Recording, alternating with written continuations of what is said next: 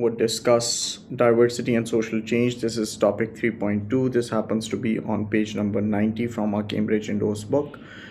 Now, this topic family diversity is pretty important when it comes to the CIs. And before we proceed, let me remind you, like I mentioned, family diversity is what we get our questions on. I mean, this is a popular topic in terms of our CIs, but for now, we talk about the causes and consequences. The causes, number one, number two, the consequences of changing patterns of marriage. Now, we have statistical support for this. There has been a dramatic change in the amount of marriages, and if you ask a layman would probably say, "Oh, people are getting married less today." Okay, but there are numerous other factors that I'd like to bring into your attention before. I mean, that would make the way you think different from how a layman thinks, right? A sociology student versus a layman, a common man. ठीक है जी. So we talk about how patterns of marriages have changed, how patterns of cohabitation have changed, how divorce patterns have changed, how separation has changed. And mind it, divorce is different from separation. Separation is when a couple is still married and they do not live together. However, when you talk about divorce, divorce is the legal termination of marriage, right? Divorce is the legal termination of marriage. Us in Pakistan, we keep on using these terms interchangeably. We should not. Divorce is the legal termination of marriage, an irretrievable breakdown of marriage when marriage has broken down legally, right? And when you talk about separation, separation, like I said, is when a couple is still legally married but they do not live together. Okay, now moving on with the causes and consequences of the changing patterns of marriage. First, we talk about the UK over here because we usually do one. And in this case, we talk about UK over here with the assumption that there are similar patterns found in other Western developed countries, and the cause and consequences would probably be the same. To start off with, as we speak about marriage, before we proceed, I'd want everyone to write down this question. The question is, evaluate the claim that marriage as an institution is experiencing a decline in modern industrial societies. Evaluate the claim that marriage as an institution is experiencing a decline in modern industrial societies. 26 marks. Write down this question and then we proceed. Like I said, the general understanding or the general perception people hold about the patterns of marriages, that marriage as an institution is experiencing a decline, and we have statistical support for this as well. But let me ask you a couple of questions before we even proceed with this. If we say there has been a reduction in the amount of marriages today, have we taken into consideration the marriageable cohort? Number one, I need to remind you all what the word cohort means.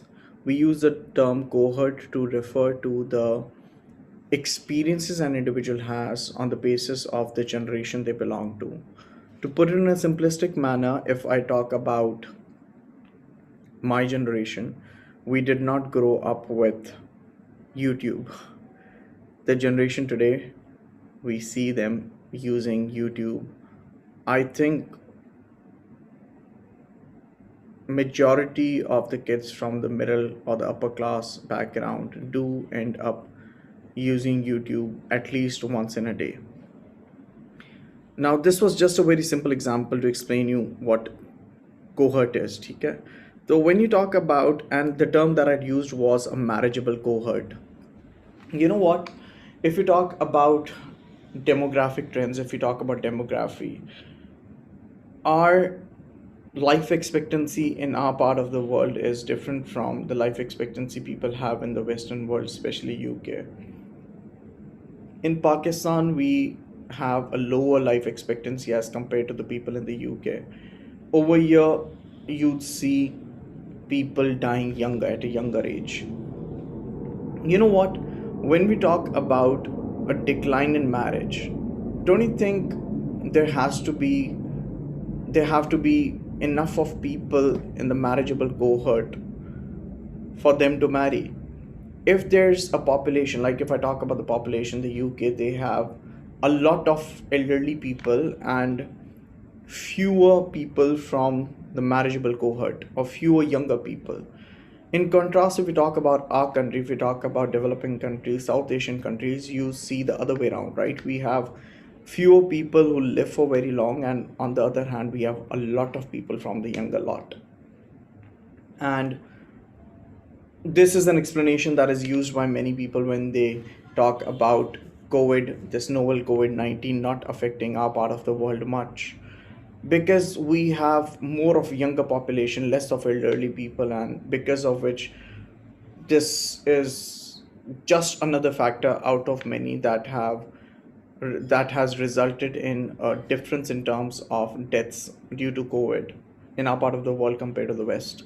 Likewise, अगर आपके पास marriageable population में इतने लोग नहीं होंगे तो कम लोग Mary करेंगे, राइट? सबसे पहली चीज़।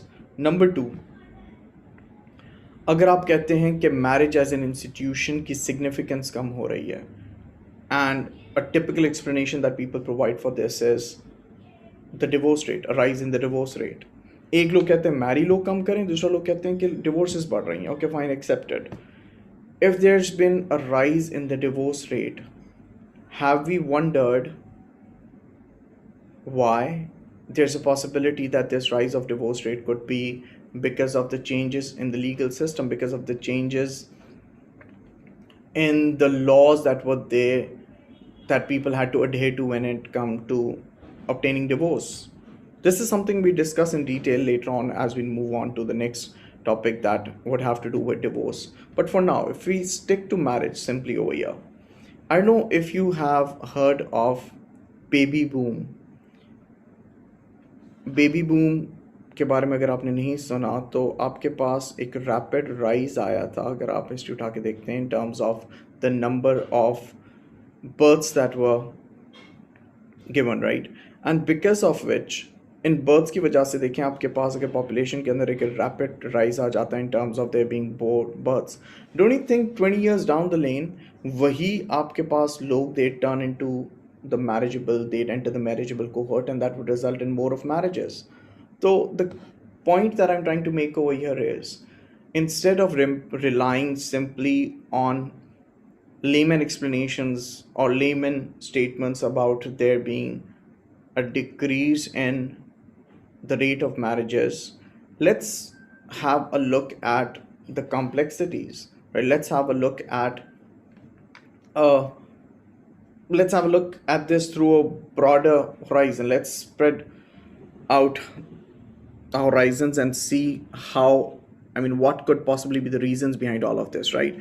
So we're discussing all of this under the heading of patterns of marriages, the changes in the patterns of marriages, the causes behind them, and the consequences behind them, right?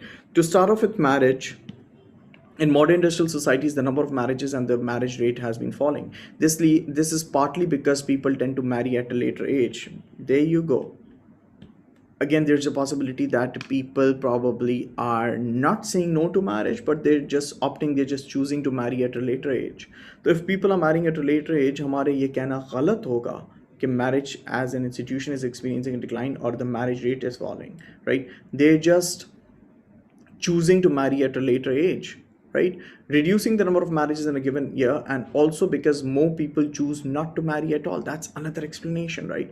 When we talk about more people choosing not to marry at all, because people have found alternatives today, there are so many people who end up cohabiting today.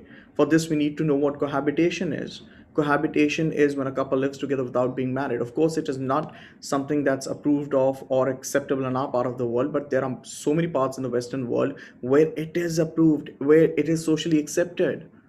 There are so many pregnancies outside marriage that are given legal and social recognition and acceptance, right? So this is partly because people tend to marry at a later age, reducing the number of marriages in a given year. Also, because more people choose not to marry at all, right? This could be linked with social acceptance, a social change.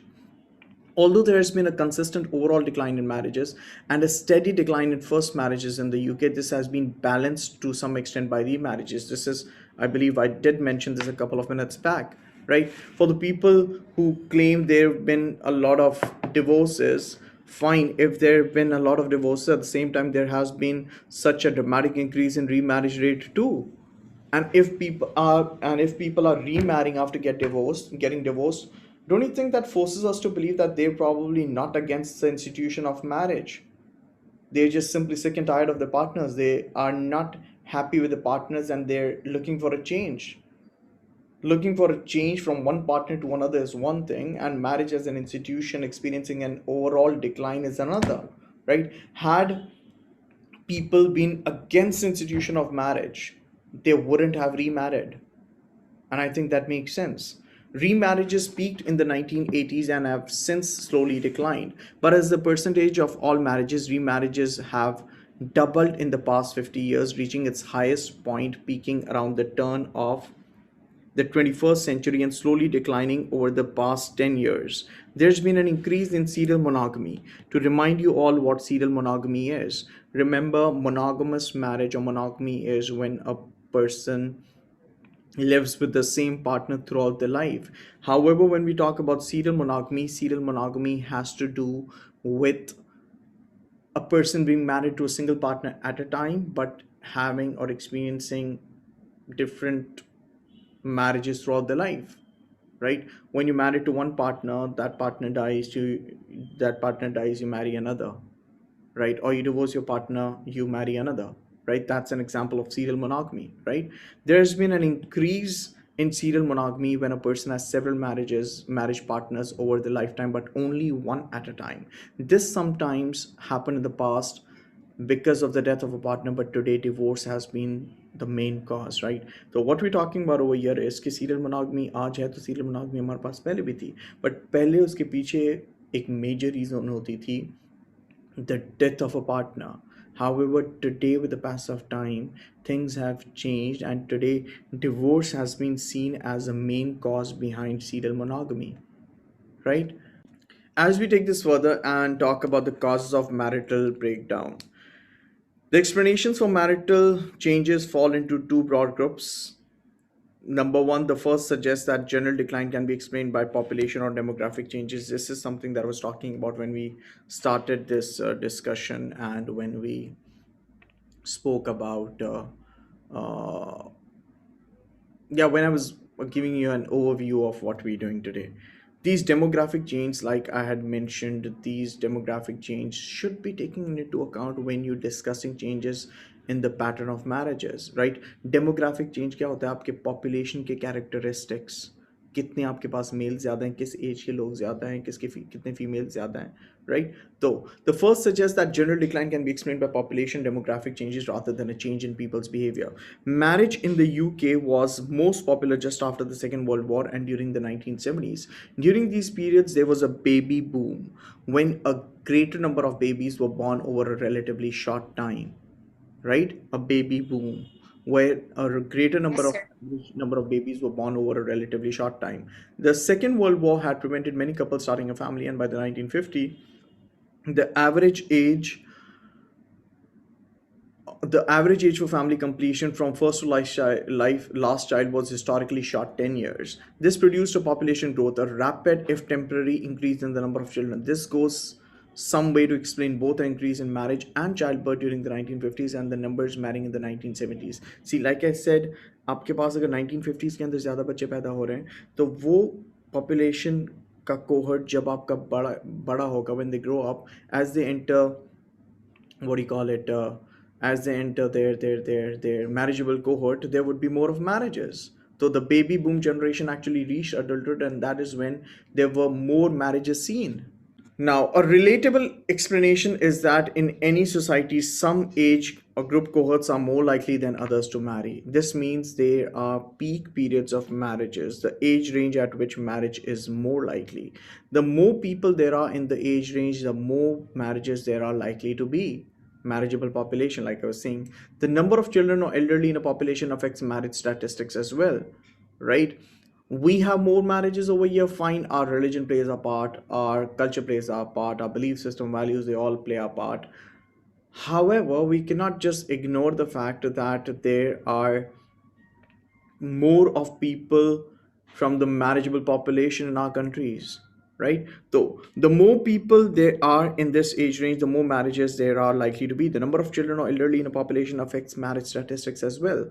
The UK, in common with many industrial societies, has an aging population, and where you have an aging population, of course आपके पास marriage rate. I know there's no restriction of at which you could get married, of course, मतलब unless you're too young, right? आपके पास कोई restriction नहीं है. People marry at 70 years too. But then typically, usually, conventionally, commonly, what we see is there's a particular age bracket where there are more chances of people getting married.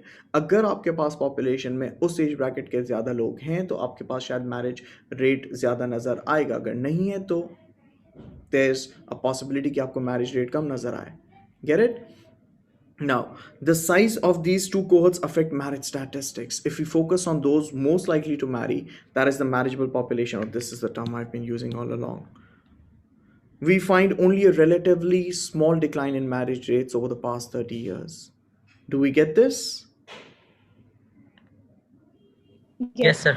Now, Yes, sir. let's move on and talk about another explanation. The second explanation that focuses on this is the wider social factors or the wider influences on people's behavior. You know what? Especially in our part of the world, let's talk about something that's relatable, something that we hear about. You know, sounds funny when you say it, but don't you think we all have a very predictable lifestyle? I mean, the people in our society, we get born, we after birth, we study, we get a job, we get married, we have children, and we die, right? Marriage is considered to be an integral phase that everyone is expected to go through, especially in our part of the world, in our part of the world, yeah, South Asian countries, countries like Pakistan. You know, if we compare this with the wider world, if we compare this with the West, things are so different. The negative stigmas that were associated to having children outside marriage have reduced in many parts in the Western world. People feel less pressurized to get married in many parts of the Western world. See, again, like I keep on saying, we could bring in cross-cultural comparison over here. We're studying about UK, but we're living in Pakistan, a South Asian country. Yes, you can write that this might be true in many countries, many developed countries, but it doesn't really work everywhere. There are countries where people still are pressurized to get married at a particular age. And there's this ideal age at which individuals are expected to get married. That's what you I'm asking you to write that if you're bringing in cross-cultural comparison. But if I stick back to the UK, there's less of stigma that is attached to pregnancies outside marriage or cohabitation or marriages, divorces, and remarriages. Or if you want to bring in religion, yes, there are many people who claim that secularization is taking place. For the ones who do not know what secularization is, a decline in religion, when the society is experiencing a decline in religion. We could also talk about social changes. Women are getting economically independent, they're getting more career oriented, they're financially independent, which results in them being focused towards their career more and not considering marriage to be the only option for themselves. And if not anything else, this does reduce economic pressure on them. You know, for a very long time, women were expected to marry because there should be someone to provide them with financial support. Gone are the days, especially in the West. Things are changing in our part of the world. Yes, there are slow and gradual changes, but then again, since we're studying about the West, since we're studying about UK over here, there's less of economic pressure for women to marry. If there's less of economic pressure on them, that gives them an option to marry at a later age or to choose not to marry at all. In that case, it wouldn't be wrong if we say marriage for many today is more like a lifestyle choice instead of a necessity, instead of something that they have to do. Increased female financial, career, and personal independence means that marriage is now a lifestyle choice, and women are less likely to enter a relationship that limits their ability to work and develop a career. Right? We're talking about the factors that probably have contributed towards a change in marriage patterns. The first one we discussed over here was demography, and the second one we brought in a discussion over here was wide influences from the society. I hope everyone gets this. Yes, Yes, sir. sir. Now, the factor that we're bringing in under discussion now is cohabitation. Cohabitation, like I mentioned a couple of minutes back, is when a couple lives together without being married. As we talk about cohabitation, there's no denial to this. There has been a rapid amount of increase in the rate of cohabitation, especially in the Western world. It has slowly and gradually started affecting South Asian countries like India recently. So yeah, people have started considering another explanation. Now, this is something I'm not saying. There are sociological explanations, sociological theories in support of it and against it as well. There are many sociological commentators who claim that people have started considering cohabitation as an alternative to marriage. And when we talk about cohabitation as an alternative to marriage, they claim this has increased in recent years, and many cohabiting couples eventually do marry, and many do not. Um, when we talk about, let's talk about this one first, and then we talk about this one, right? Now, for the people who claim that marriages, cohabitation is not bringing in a decline to the institution of marriage, or cohabitation is not a threat to marriage as an institution. In their defense, they claim that many couples who cohabit, they are just trying to figure out if things work out between them and their partner. And if things do work out, they end up marrying, right? One of the explanations. The second one over here is, and we have statistical support to it as well. However, on the other hand, there are others who claim that many people who are cohabiting, they choose not to marry because for them getting married is merely getting yourself into into legalities, which again, if you're cohabiting, if things don't work out well between you and your partner, it's easier for you relatively to walk out of that relationship compared to you being married to someone, and there's a lot of legality that is involved in it. So we've discussed this part, we have discussed this explanation briefly as well. We discuss all of this in detail when we'd be doing cohabitation next, right? So according to Self and Zealy, this suggests that falling marriage and rising cohabitation are the result of people choosing to delay marriage until later in life. That would be another factor too. There are people. Why talk about women alone? There are even men. Even if you talk about males, people are getting more career oriented today. And when you're more career oriented, when you want to focus more on your careers, your life partner or marriage is, like I use the word, merely a lifestyle choice for you. In that case, many people choose to cohabit till they settle down, and then by the time they have settled down as per how they wanted to in their own respective careers, with their own respective careers, and they probably by then have found out the right partner for themselves as well. This could be another reason, right? Do we get this? Yes, sir. Yes, sir. Now, if we talk about, Yes, sir. like I said, secularization, religious beliefs having less influence on the society. You know what? Marriage is considered to be a religious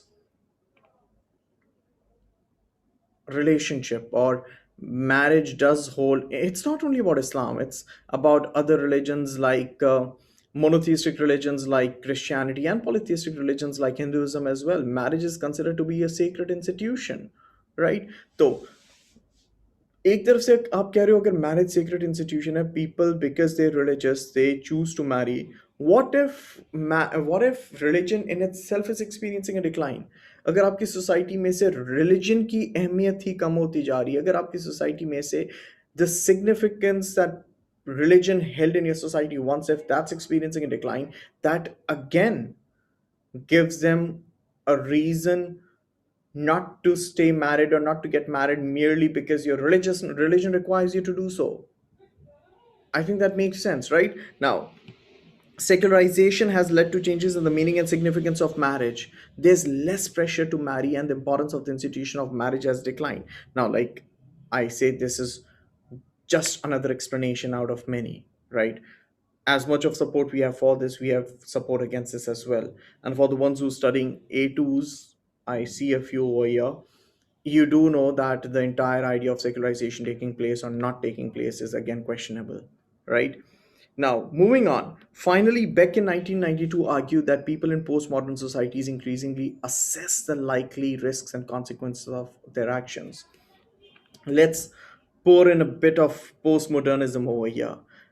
Since postmodernists believe we have more of choice today, the more choice we have, the more chances there are that people would like to weigh down the likely risks and consequences of their actions.